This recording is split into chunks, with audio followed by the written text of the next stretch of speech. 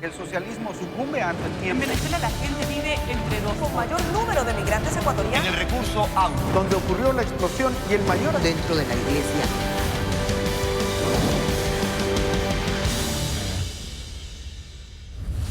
Amigos, bienvenidos. Desde 2015 hasta 2018, Ecuador reportó pérdidas en más de 400 millones de dólares anuales por el contrabando. La entrada ilegal de miles de productos de todo tipo, desde materiales textiles, calzado, cosméticos, cigarrillos, licores y hasta electrodomésticos, repercute gravemente en las industrias que se dedican a la venta formal de dichos artículos. Esta cadena ocasiona un perjuicio mayor al Estado, que deja de percibir grandes sumas de dinero producto de los impuestos de ventas que no fueron declarados, dejando espacio a un delito mayor, el lavado de activos. Con un equipo de Visión 360 describimos la ruta del contrabando y sus efectos.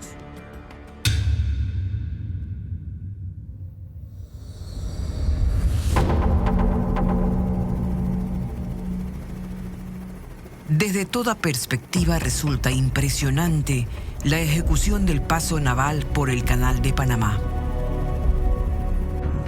Una de las maravillas del mundo moderno, del que depende buena parte del continente americano para su comercio internacional. Más de 13.500 navíos atraviesan el centenario canal cada año.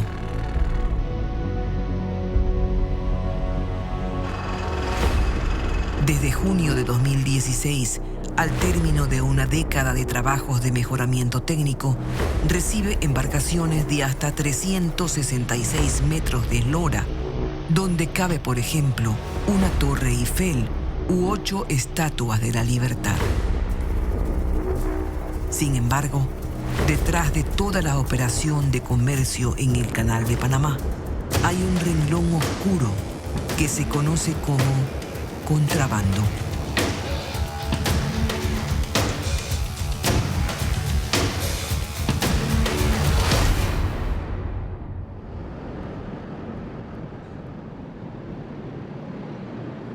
Para 2017, el contrabando en Ecuador fue cifrado en 400 millones de dólares. Una cadena de actividades ilícitas que va más allá del perjuicio al Estado, arrancando principalmente en lejanos centros de producción sin control, asentados en buena parte en ultramar, en naciones asiáticas donde es posible producir a muy bajo costo, con materiales pobres y mano de obra barata. Textiles, por ejemplo, cuyos fardos pasan escondidos, subvalorados y sin pruebas de calidad. Ocurre lo mismo con el calzado, los cosméticos, el tabaco, los licores y hasta los electrodomésticos. Quienes conocen del tema aseguran que estas mercaderías son desembarcadas en Panamá, en el Puerto Libre de Colón. Se mantienen ocultas hasta que una de las redes de los operadores del comercio ilícito señalan cómo y cuándo se reenviarán como carga. Si es para Ecuador y debido a su cercanía geográfica, el destino siguiente es principalmente el puerto de Buenaventura, en Colombia.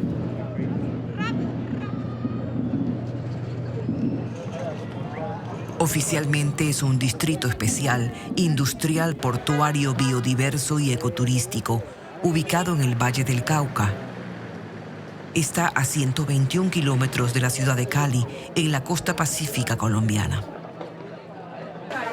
A través de este puerto, Colombia mueve el 60% de todo su comercio internacional marítimo.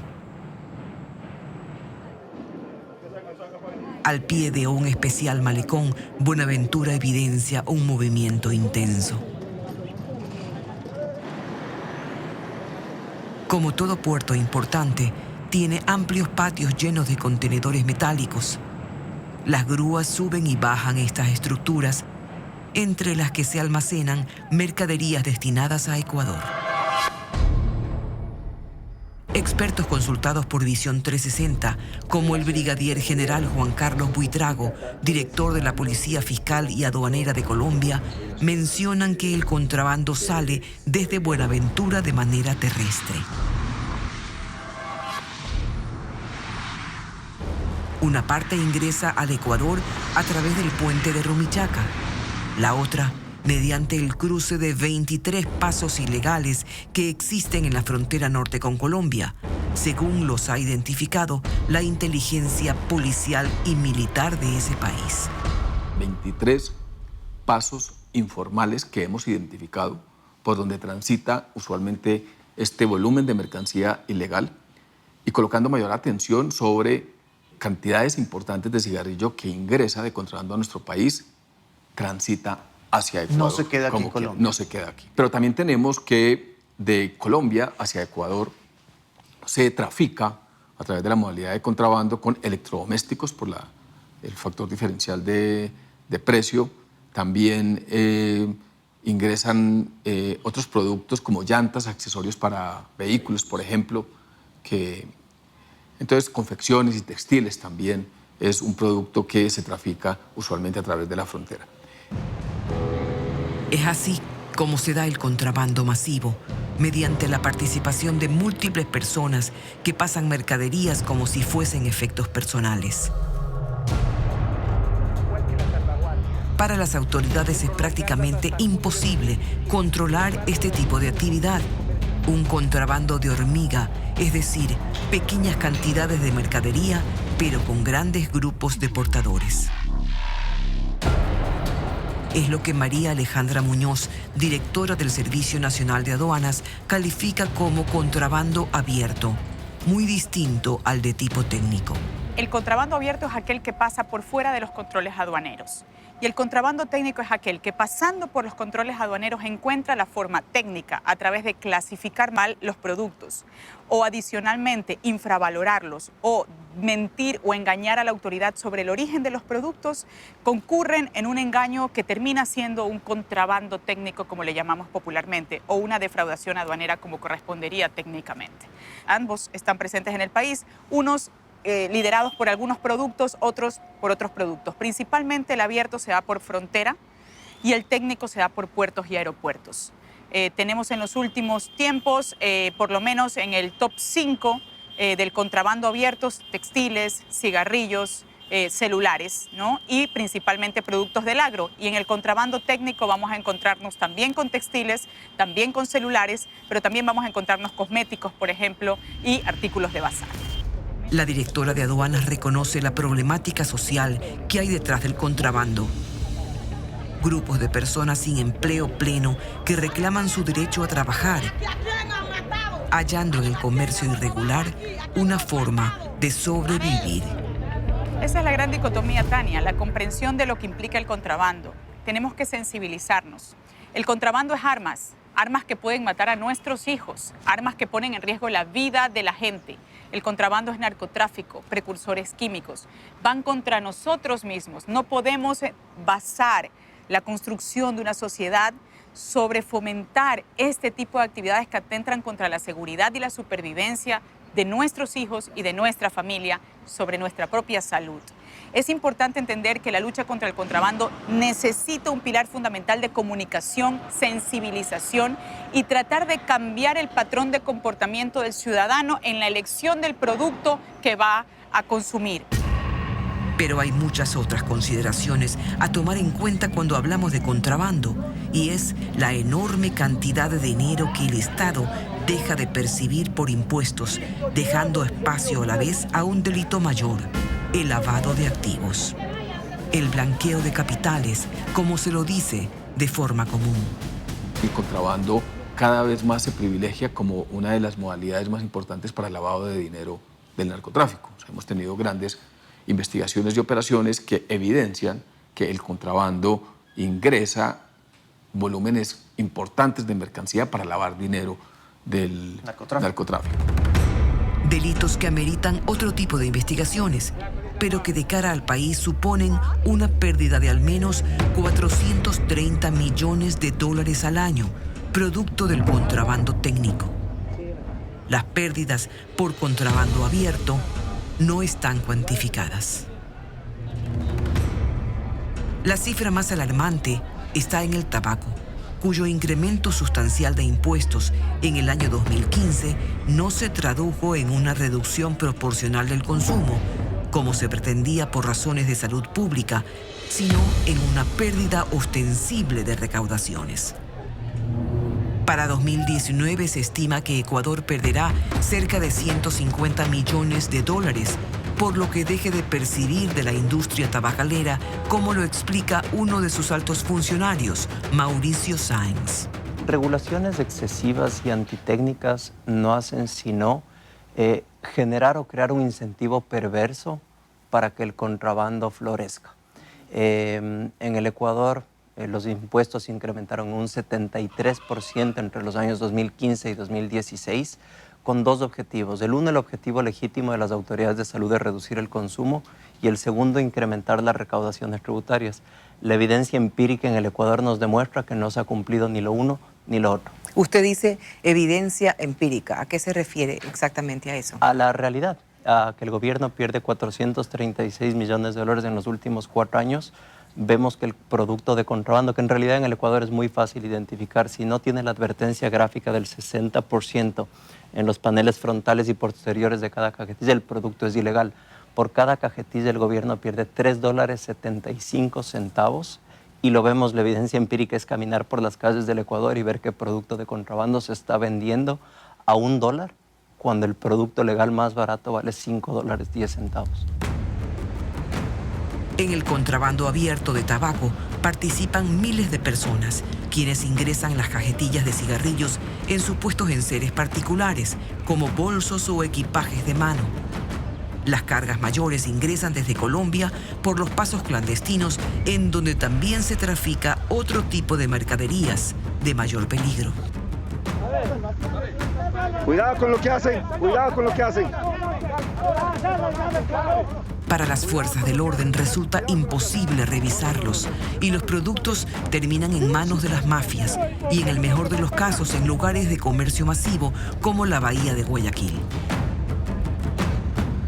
En Quito la venta es prácticamente libre en la llamada calle Ipiales y hasta en los alrededores del Ministerio de Salud Pública. Fácilmente se expenden con mínimos reparos productos sin controles de calidad y obviamente sin el pago de impuestos. El contrabando a nivel mundial, de acuerdo a datos de la Organización Mundial de la Salud, es de entre el 10 y 12% en el caso de cigarrillos. En el Ecuador, de acuerdo a datos de MSI Intelligence, que es una firma independiente que hace una medición de los niveles de contrabando, llega al 55%, cuando en Latinoamérica el promedio es de entre 15 y 16%. Contrabando más alto solo se encuentra en Panamá a nivel de Latinoamérica. El contrabando es un crimen silencioso, dice la ministra de Salud Verónica Espinosa, sobre todo cuando se trata de medicinas y de fármacos falsificados. Hay la corresponsabilidad de la ciudadanía y el contubernio del consumidor, asegura. Queremos ser muy específicos en que no estamos de acuerdo en que bajar el impuesto va a reducir. Eso es muy conveniente para un grupo de intereses, pero sí estamos de acuerdo en que el Ecuador tiene que dar pasos para intervenir en el asunto del contrabando. Y digo el Ecuador, no digo el gobierno, ni digo el Estado, porque creemos en que hay un rol fundamental del Estado, del gobierno nacional, y ese compromiso existe, estamos dando pasos.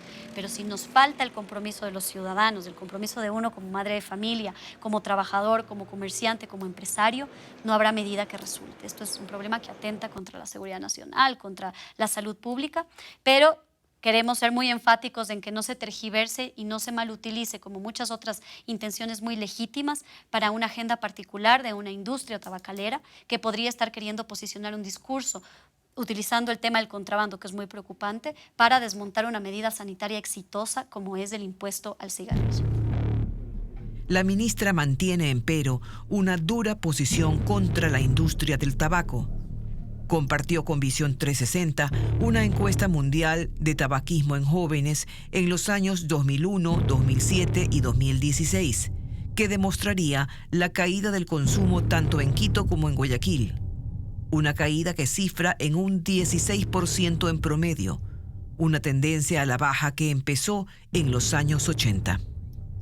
A partir del 2015 se vio un quiebre súbito, ¿no? No necesariamente la misma tendencia suave que uno miraría con una política pública que desincentive el consumo.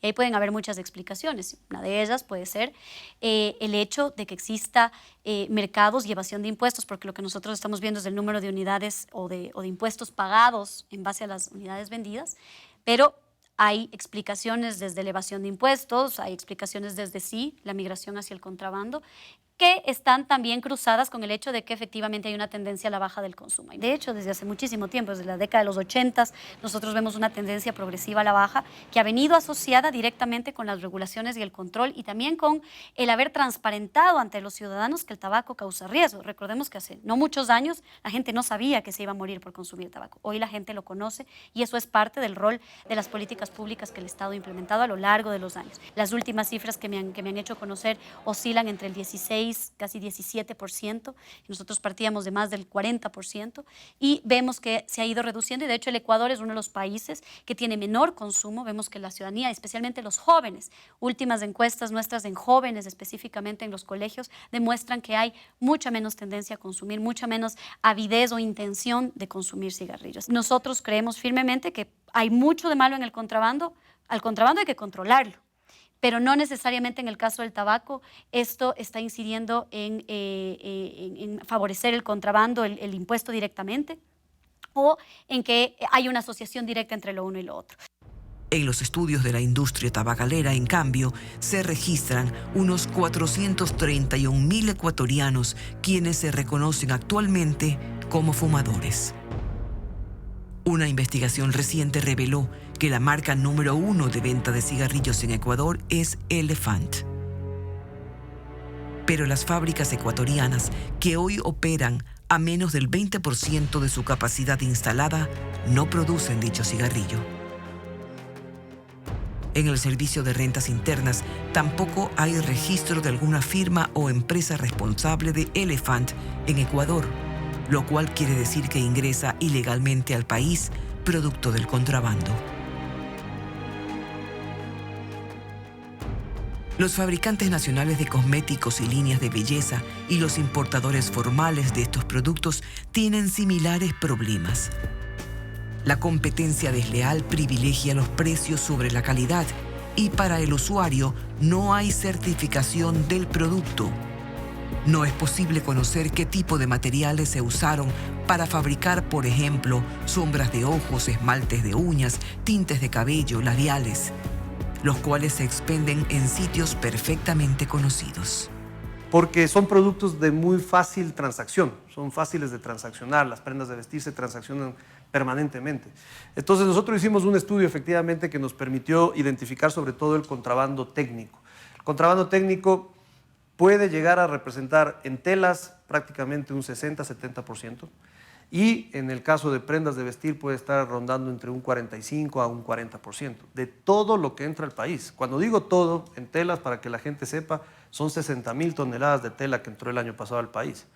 Y en ropa estamos hablando de prácticamente 14.000 toneladas de ropa, que eso en números de prendas son millones de prendas. Entonces estamos hablando de muchísimo producto que entra declarado incorrectamente en la aduana y que por tanto entra a competir de forma ilegal en el mercado interno, dañando a los productores formales y a los comerciantes formales también. Hay que decir que el problema es para todos los que estamos en la actividad productiva formal, sea comercio, sea industria, ¿no? Los esfuerzos de las autoridades en operativos para el decomiso resultan como una gota de agua en el mar del contrabando, con el agravante de ser peligrosos para los agentes que realizan el control. ¿Seguro? Tranquilos, tranquilos, señores, tranquilos. Cuidado con lo que hace, caballero. Cuidado con lo que hace, señor. Cuidado con lo que hace, por favor. Cuidado, cuidado. Cuidado, por favor. Cuidado, cuidado. Cuidado, cuidado, señor. Listo. Cuidado, señor, cuidado. Cuidado, cuidado, señor, cuidado. Cuidado, señor, cuidado. Va a meterse peor en problemas, caballero. Va a meterse peor en problemas, señor. Va a meterse peor en problemas. Por eso le digo. Los textileros nacionales dicen sentirse en desventaja, Las telas de calidad y origen dudosos se ofrecen en el mercado nacional a precios imposibles de igualar. Las épocas previas al inicio de clases, tanto en la costa como en la sierra, cuando el negocio se mueve por los uniformes escolares, son también los tiempos preferidos de los contrabandistas, que obtienen una gran tajada del mercado en perjuicio de los productores e importadores formales y del Estado ecuatoriano.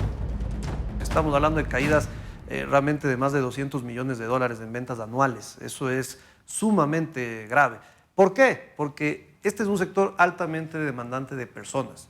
Tenemos 190,000 personas trabajando en el sector. Somos la primera industria manufacturera en generación de empleo. Y ese empleo se ha ido a la informalidad en muchos casos por culpa de esta competencia ilegal. Entonces se ha destruido empleo. No solo es caída de ventas, sino destrucción de empleo. ¿Hay una salida? ¿Es posible otro tipo de controles que paren el contrabando? Y es un tan buen negocio por la política del gobierno. El analista económico Alberto Acosta Burneo, del grupo Spurrier, explica que no hay otra alternativa sino bajar los aranceles a niveles de los países de la región. La salida del contrabando es con aranceles competitivos. El contrabando muere por sí solo el día que tengamos los mismos aranceles que Colombia y Perú. Desaparece el contrabando ese minuto. Ya no tiene sentido el contrabandear porque ya nos volvemos competitivos en relación a países vecinos. Entonces la salida no viene por poner más policía ni por gastar más dinero en controlar cada esquina del territorio nacional, sino en reducir el atractivo del contrabando. En ese momento lo matamos por inanición al contrabando porque deja de ser un buen negocio. La directora de aduanas no contradice el criterio, pero está consciente que estos cambios involucran decisiones conjuntas del frente económico. Mientras tanto, ha logrado reactivar un proyecto con el Banco Interamericano de Desarrollo para dar trazabilidad a las operaciones de comercio exterior, donde el delito mayor es la subvaloración de las mercaderías, lo que se enmarca en el contrabando técnico. El contrabando técnico debe atenderse a través de una unidad articulada que incluya a UAF, porque ahí hay lavado de activos, el que subvalora está manejando fondos no registrados. Bien, el que clasifica y paga menos impuestos está manejando fondos no registrados. La UAF, el servicio de rentas internas, porque en el momento que la mercancía entra mal clasificada o mal valorada al país, el servicio de rentas internas empieza su trabajo de control al interior del país. Por otro lado, debe haber vigilancia de mercado, Ministerio de la Producción, vigilar el mercado. ¿Qué es lo que se está vendiendo por debajo de los precios normales, donde no es posible llegar a conseguirlos? Y aduanas, por supuesto, liderando este equipo porque somos los que tenemos la información y el registro de lo que está entrando al país. La funcionaria busca en contraparte controles integrados con todas las ramas de la fuerza pública. Dicen que para grandes males, grandes remedios. Enfrentar el contrabando implica decisiones y compromisos al más alto nivel. ¿Acaso urgentes para el Ecuador de hoy?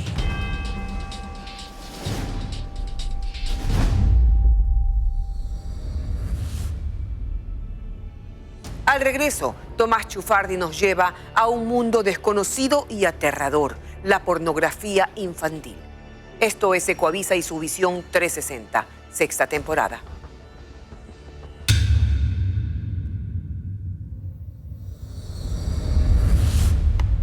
En algunos países se lo conoce como la sextorsión y es uno de los delitos más comunes relacionados a las redes sociales.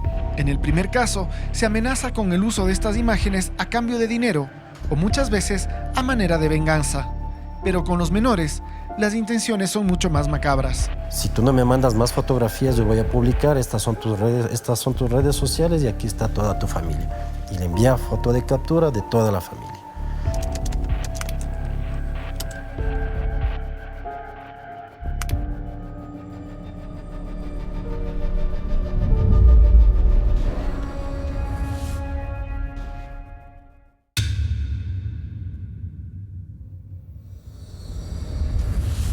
Es cada vez más común escuchar hablar de redes de pornografía infantil. Existen estremecedores casos de personas que han sido víctimas de mafias de este tipo que cometen violaciones, trata e incluso asesinatos. Son delitos graves que tienen su origen en Internet por medio de las redes sociales. Es ahí donde aparecen términos como grooming, sexting, sextorsión y muchas otras actividades que se enfocan en niños, niñas y adolescentes. En el siguiente reportaje, Tomás Chufardi nos lleva a un mundo desconocido por la gran mayoría, pero que está presente en todos nuestros hogares a través de teléfonos celulares, computadoras y tabletas. Veamos quiénes son los depravados en la red.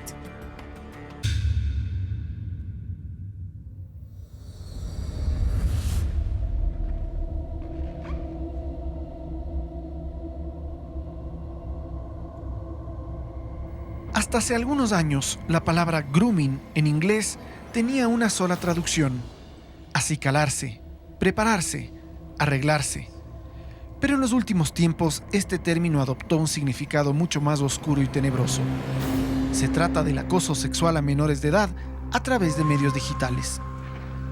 Se usa este término porque los depredadores sexuales preparan a sus víctimas a través de una serie de estrategias para luego tener el camino libre para cometer otros delitos sexuales más graves con los menores de edad.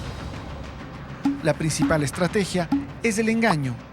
El acosador abre una cuenta en alguna red social con una identidad falsa, puede ser mujer u hombre, con una edad similar a las presas que busca acosar. Envía decenas de solicitudes de amistad y muestra un perfil amigable, con fotos falsas y con los mismos intereses que su grupo objetivo, hasta que las víctimas enganchen.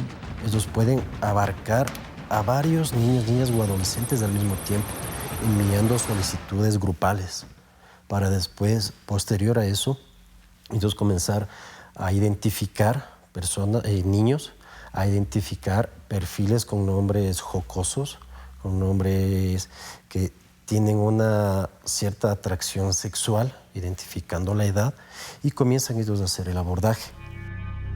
Jorge pertenece a la Fundación de Ayuda a Niños, Niñas y Adolescentes Víctimas de la Pornografía y junto a otros expertos de diversas áreas asisten a las víctimas en el ámbito psicológico, social e incluso legal.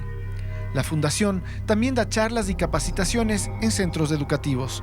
Una vez que la persona ya está, se podría decir, en confianza, enganchada con esta otra persona que tiene el perfil falso, comienzan a solicitar fotos. ¿En dónde estás? Tómate una foto. Está haciendo calor, sácate la blusita. No, yo no quiero, es que no puedo. Esperan un tiempo prudente para nuevamente solicitar. Y así comienzan de poco a poco fotografías, videos. Eso fue lo que le pasó a una amiga de Clever. Él es experto en sistemas y denunció a través de Twitter lo que sucedía en una cuenta de Instagram. Una amiga me pide rastrear a un depravado de Instagram que pide fotos íntimas a chicas menores aquí en Ecuador. Instagram permite cuentas desde los 14 años en adelante, pero muchas niñas y niños manejan redes sociales desde mucho antes con edades falsas. Vigilen y conversen con sus hijos. Dentro de la actividad de sistemas, tomando en cuenta el ámbito de seguridad, te encuentras con muchos de estos casos. ¿Ya? A veces no son necesariamente personales o cercanos, pero sí, en este caso específico, mi amiga, mi compañera de hace muchos años, tuvo un acoso hacia sus hijos a través de una cuenta de Instagram de alguien anónimo que le pedía contenido ilícito, que vendría a ser porque eran menores de edad. La cuenta que investigó Clever se llama Piecitos de Todo el Mundo y sobrepasa los 2.500 seguidores.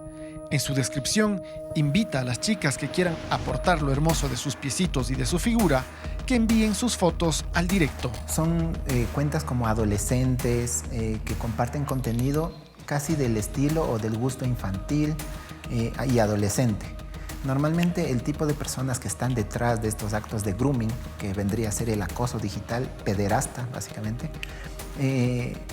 tienen afinidades o procuran crear perfiles con afinidades hacia adolescentes y niños. Existen cientos de cuentas de este estilo en Instagram, Facebook, Snapchat, Twitter e incluso YouTube, y en ellas se maneja un lenguaje juvenil que invita a los jóvenes a participar y en base a conversaciones que parecen casuales, obtienen información. suben imágenes divertidas, memes y comienzan pequeñas charlas a intercambiar, a escalar en confianza mediante el chat. Y fue así justamente como sucedió. La hija de mi amiga llevaba ya escribiéndose con esta persona que no se conocía la identidad al otro lado ya un tiempito. Y en una de esas comenzó a solicitarle fotografías, que se acerque. Cuando empieza el intercambio de fotografías, se configura un nuevo delito, el sexting. El sexting es la solicitud, el solicitar información, solicitar fotografías, solicitar videos, solicitar que prendan las cámaras, las webcam, y que ellos comiencen a desnudarse, comiencen a demostrar sus partes íntimas o una foto de alguna parte íntima de los niños, niñas y adolescentes. En este punto, la víctima todavía no sabe que al otro lado hay un depredador. Es un juego de confianza y piensa que la otra persona es una chica o chico que están haciendo la misma travesura. Y empiezan a hacer retos. Entonces, ay, Valeria, qué lindo cuerpo que tienes. Entonces, ¿por qué no me mandas una foto sin la parte de arriba? Mira, yo te mando una. Entonces, como supuestamente son amigas, en teoría están compartiendo o comparándose cuerpos de mujeres. Cuando el groomer obtiene una imagen desnuda o comprometedora de su víctima, se devela y empieza la extorsión. En algunos países se lo conoce como la sextorsión y es uno de los delitos más comunes relacionados a las redes sociales. Las víctimas pueden ser adultos o menores. En el primer caso, se amenaza con el uso de estas imágenes a cambio de dinero o muchas veces a manera de venganza. Pero con los menores, las intenciones son mucho más macabras. Si tú no me mandas más fotografías, yo voy a publicar, estas son tus redes sociales y aquí está toda tu familia. Y le envía foto de captura de toda la familia. Comienza la menor o el menor a enviar fotografías, más fotografías, más fotografías, y el nivel de presión del menor comienza a crecer más. Me acuerdo que cuando tomó una de mis contraseñas de High Five, puso una foto, o sea, era la foto de otra persona íntima, de sus partes íntimas en mi foto de perfil. Y a los 12 años para mí eso era terrible. O sea, iban a ver mis amigos, iba a ver mi familia, iba a ver todo el mundo. Eso me aterraba y que pueda hacer más cosas. Si ya hizo eso, él sabe dónde vivo, dónde estudio, todo. Y obviamente siempre que le seguía el juego era porque estaba aterrada. Claro, que en esta época me acuerdo que Es el testimonio de Carla, nombre falso de esta víctima de grooming hace más de 15 años, cuando las redes sociales todavía estaban en pañales y estos delitos poco o nada eran conocidos. En ese entonces, Carla tenía 12 años de edad. Me acuerdo que recibí una vez un mail de una persona que intentó hacerse mi amigo. No me dijo nombres, no me dijo nada, pero decía que me conocía, sabía algunas cosas sobre mí. Y creo que para ese entonces ignoré como el mail que recibí de esta persona y luego volvió con más insistencia. Entonces empezó a hablarme por mi nombre, empezó a decirme cosas muy puntuales que sabía de mí, sobre mis papás, dónde trabajaban, sabía dónde yo estudiaba, a la hora que salía, y ya me empezó a dar un poco de miedo esta situación. Esta persona empezó a contactarme más seguido y me dijo que lo primero que iba a hacer era tomar las contraseñas de mis redes sociales. Entonces, de repente, el High Five ya no servía con mi contraseña y publicó otra foto y mi mail tampoco ya servía con esa contraseña y ahí me asusté. Y la primera petición que me hizo esta persona fue que le mande fotos privadas de mi cuerpo. Ella no tenía la confianza para contarle a sus papás, pero lo habló con su prima de 14 años, a quien le estaba pasando exactamente lo mismo con la misma persona. Ambas decidieron acceder a las peticiones del acosador enviándole fotos falsas. Y las dos, nuestra super solución entre 12 años y 14 que tenía ella máximo fue buscar unas fotos en internet y mandarle a esta persona para que ya nos deje de seguir acosando. Fotos de partes íntimas. De partes íntimas, ajá, es súper específico lo que quería. Las fotos mantuvieron alejado al acosador por un tiempo, aunque esporádicamente Carla recibía alguna amenaza. Pero por un tiempo estuvo tranquila. Hasta que volvió otro día a escribirnos diciendo que quería un encuentro. ya ese fue ya una situación que nos alarmó un montón y le dije, no, tenemos que hacer algo. Así que fuimos directo donde mis papás. Me acuerdo que le conté a mi mamá, pero para esto ya había pasado meses, casi un año del acoso de esta persona y de conversar y de sus amenazas y de las fotos y todo. Los padres de Carla y su prima reaccionaron, escribieron de regreso al acosador y le advirtieron que irían a la policía. El acoso terminó y 2 años después, el autor escribió un correo pidiendo disculpas por todo. Nunca supieron de quién se trataba. Luego, hace poco, hace unos 6 años más o menos, cuando estaba embarazada de mi hija, me escribió y me dijo que sabía que estaba embarazada y que tenga cuidado, que aún sabe de mí y está pendiente. Me dio terror. Me acuerdo que ese fue lo que hizo que cierre mi primer mail, que era el que tenía toda la vida desde que era chiquita. Me abrí otro mail, lógicamente, y nunca más volví a saber de esa persona desde ese momento. La extorsión afecta de sobremanera a los niños y a los adolescentes, quienes se sienten traicionados y al mismo tiempo tienen miedo de ser expuestos ante sus seres queridos. Eso muchas veces les empuja a acceder a las siguientes demandas de los depredadores, que pueden terminar en la producción de pornografía infantil o incluso violaciones. En realidad, muchos de estos casos se han descubierto que iniciaron como grooming y que terminaron siendo casos de explotación sexual, casos de violación, casos de trata, casos de pornografía infantil. Entonces siempre se analiza que hay delitos conexos que incluso podrían investigarse hasta por cada uno de estos delitos, incluso acumularse las penas en algún caso. Para el fiscal Estrella está claro que las personas detrás de los perfiles falsos son criminales que buscan llegar muy lejos, pero para los investigadores es difícil identificarlos a tiempo, ya que las víctimas no avisan que están siendo acosadas, y cuando finalmente lo hacen, los padres instintivamente cortan la comunicación con estas personas, haciendo muy difícil su rastreo.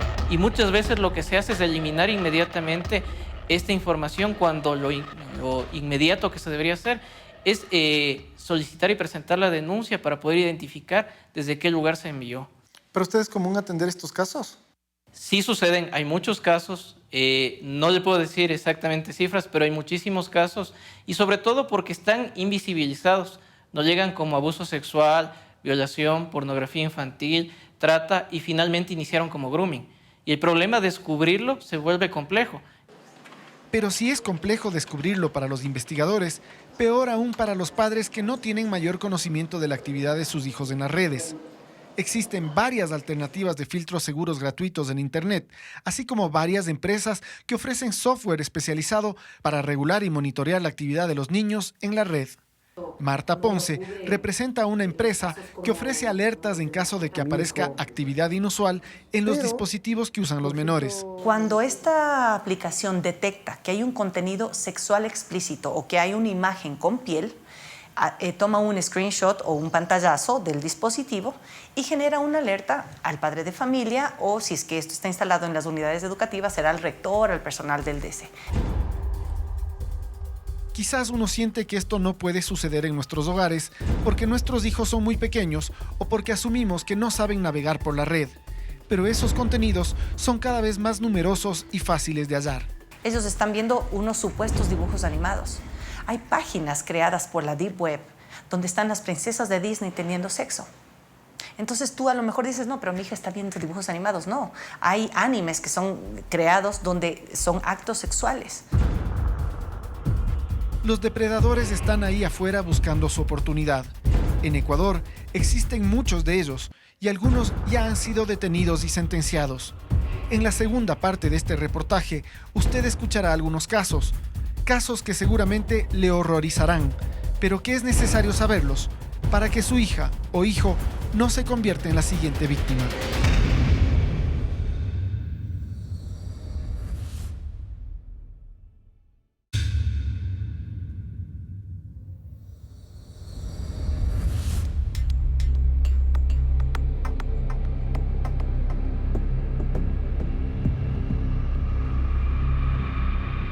En la ciudad de Lyon, Francia, se encuentra la sede de la Organización Internacional de Policía Criminal, mejor conocida como Interpol.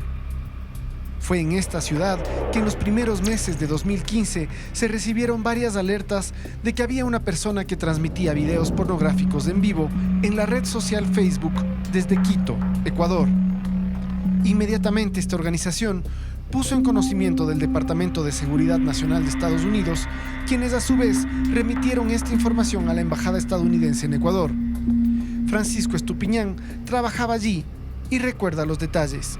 El individuo era un ecuatoriano quiteño que vivía aquí, que estaba abusando sexualmente de una niña de aproximadamente 6 años de edad, y sus videos los estaba produciendo en vivo y enviando hacia otros pedófilos.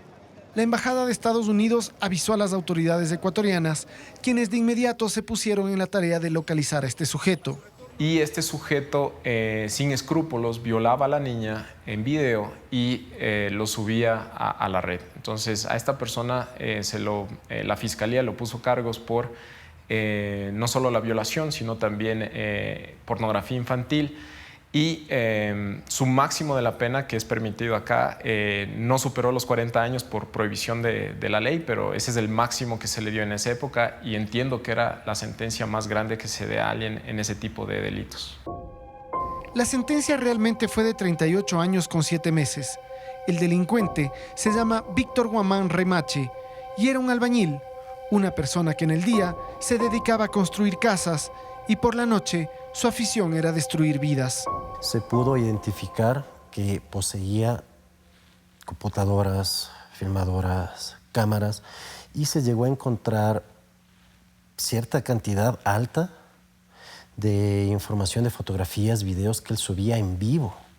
Más de 150.000 archivos con pornografía infantil. Ciertos horarios tenía del día para subir videos en vivo, fotografías en vivo, las cuales se comercializaban en todo el mundo, y vinculándose a estas páginas de la web profunda, de la Deep Web. A su pequeña víctima le obligaba a usar un vestido rojo. Lastimosamente, ella no fue la única, pero afortunadamente se pudo salvar a 2 menores de sus garras. Cuando se rescató, se pudo rescatar a las 2 niñas de 7 años, 10 meses y a la otra nena de 2 años, pero nosotros también nos vimos en la impotencia de que existían más niñas que se presentaban en los videos, pero nunca se les pudo hacer el debido abordaje, el debido rescate, el debido seguimiento, y no se lo pudo hacer. La policía pidió la colaboración de la embajada para identificar la IP de donde se estaba contactando el acosador. Resulta que la IP de esta persona estaba en Estados Unidos, en New Jersey, y que esta IP pertenecía a un ciudadano ecuatoriano que estaba ilegal en los Estados Unidos, que es Freddy Arbito. Cuando se hizo el allanamiento de su hogar, se encontró pornografía infantil. Arbito escapó fuera de Estados Unidos, pero finalmente fue atrapado en Panamá. Regresó a los Estados Unidos y enfrentó un proceso legal, no solo por el grooming que había hecho a la víctima que estaba aquí en Ecuador, sino también por la posesión de pornografía infantil. A él se le dio 17 años de cárcel, y esto fue obviamente un caso de colaboración entre varios gobiernos, como se puede dar cuenta, que es Ecuador, Panamá y Estados Unidos, lo cual creo que es la única forma de combatir al crimen organizado. Estos eventos no son excepcionales ni son aislados. Con mayor frecuencia, los medios dan cuenta de redes de pedófilos que negocian con pornografía infantil.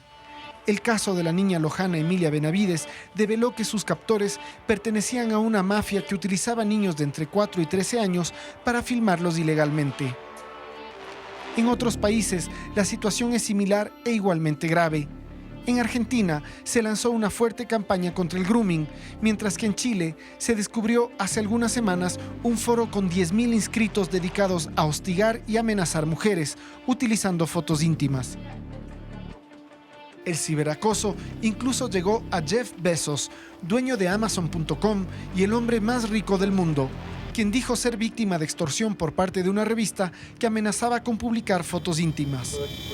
Los delitos cibernéticos están muy presentes en nuestro país, pero están invisibilizados debido a que no los conocemos o creemos que por alguna razón estamos exentos de ellos. El momento en el que uno cree que esto no sucede en mi hogar, no sucede en mi familia, esto no sucede en Ecuador, esto sucede en otros países. Ese es el primer problema.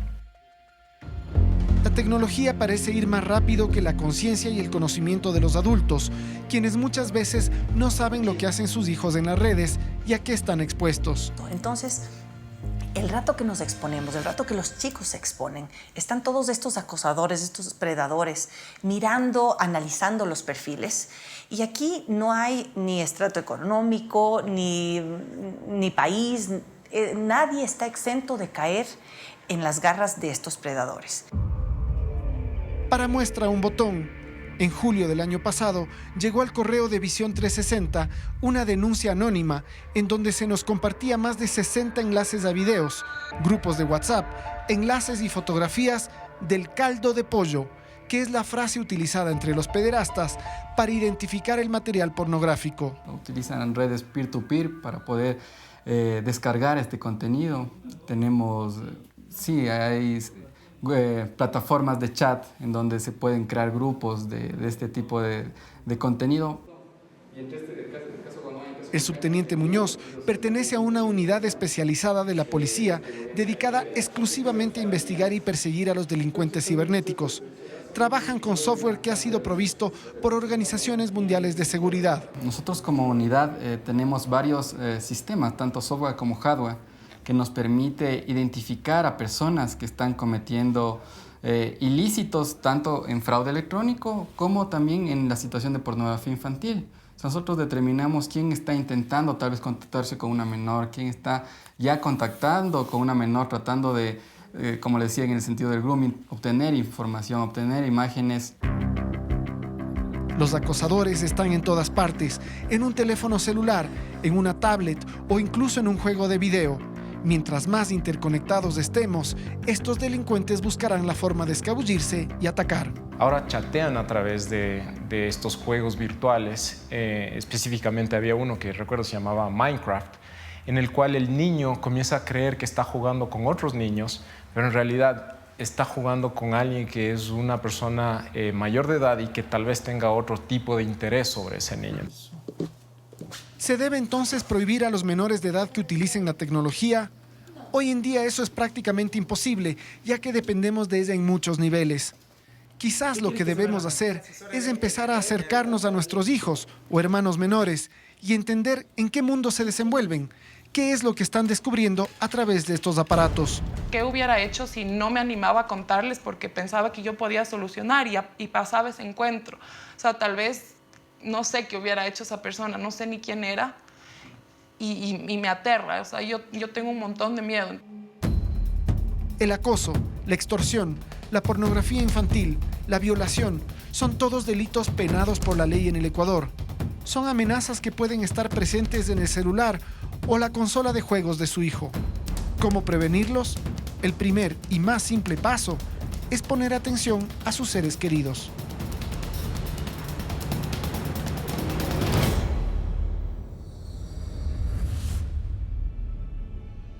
Siga con nosotros, aún tenemos más. Esto es Visión 360, haciendo periodismo desde todos los ángulos posibles.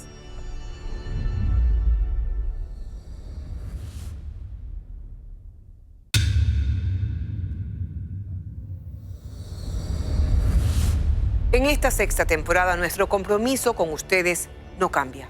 Visión 360 trabaja arduamente para llevarles cada domingo la verdad detrás de cada historia. Aquí un adelanto de los temas en los que estamos trabajando.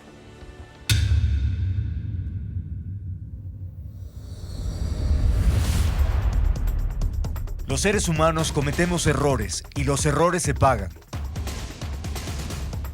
La idea es privar de la libertad al delincuente para someterlo a un régimen de rehabilitación. La pregunta es, ¿se cumple el objetivo? Aquí en el centro de reclusión de La Tacunga existen por lo menos 1.500 reclusos de más, pero ese no es el único problema. También está la escasez de agua, de alimentos, las dificultades de la comunicación. No se tomó en cuenta el caudal de agua que en ese momento daba la municipalidad de esta localidad. Este caudal es insuficiente para cubrir todo el centro. Por lo tanto, el problema es gravísimo. gravísimo. Ingresan así celulares, hasta cargadores de los celulares, chips, etcétera, y droga. Uno se muere de hambre, mire cómo estoy, vea. O sea, ¿la comida es escasa o no es buena o qué? Escasa y es muy poquito.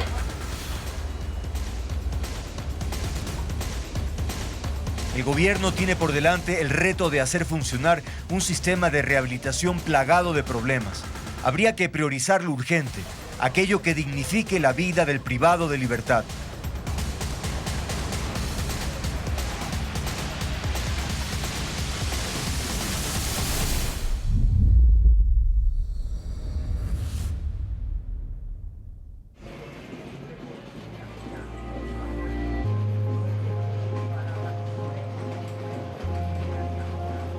No solamente era yo, eran mis primas. Íbamos con mis primas a la casa de él a ver cosas porque vivíamos en la finca y nos tocaba a los dos. Nosotros no podíamos correr, no podíamos, nos cogía de las manos. No vemos que es un problema grande, sino que pensamos que es porque es familia o porque es hombre, me da miedo, no quiero decir nada. ¿Cómo encajas que el padre, que en este caso tendría que ser la figura protectora, la figura de tu cuidado, es la persona que te ha causado el mayor daño que ha podido causarte en tu vida? La familia, que debería ser el espacio de contención, de apoyo, el espacio amoroso, es el espacio más inseguro, es el espacio más doloroso donde te ha tocado vivir.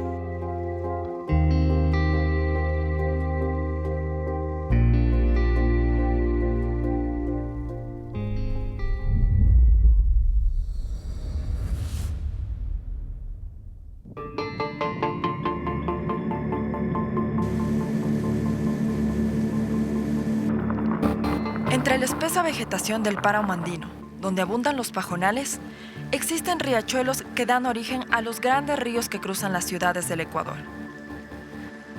Los seres humanos hemos aprovechado al máximo los recursos que nos brinda la naturaleza, pero lo hacemos de forma inconsciente e irresponsable. Ahora, los mares, ríos y océanos se han convertido en enormes vertederos de basura.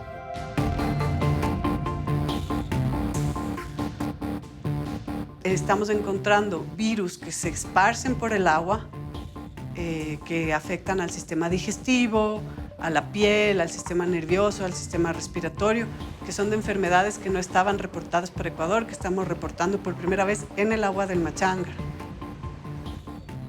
El problema persiste y los esfuerzos aún son escasos, porque en Ecuador solamente se trata el 1% de las aguas residuales, según cifras del Ministerio de Ambiente. Tienes contaminación química, toda la espuma que tienes tú en la superficie significa que debe haber algún proceso quizás industrial que está generando una polución enorme. Es niveles africanos, niveles asiáticos, es terrible. O sea, en realidad da mucho dolor ver esto.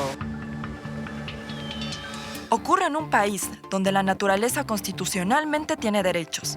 Están escritos, pero en la realidad nadie vela por ellos.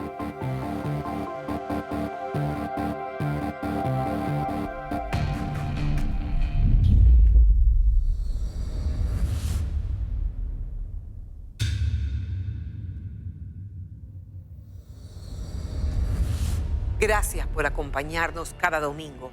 Como todas las semanas, queremos seguir construyendo con ustedes el mejor periodismo posible. En Visión 360 seguiremos recorriendo, cuestionando y caminando hacia la verdad. Un abrazo. Seguimos adelante.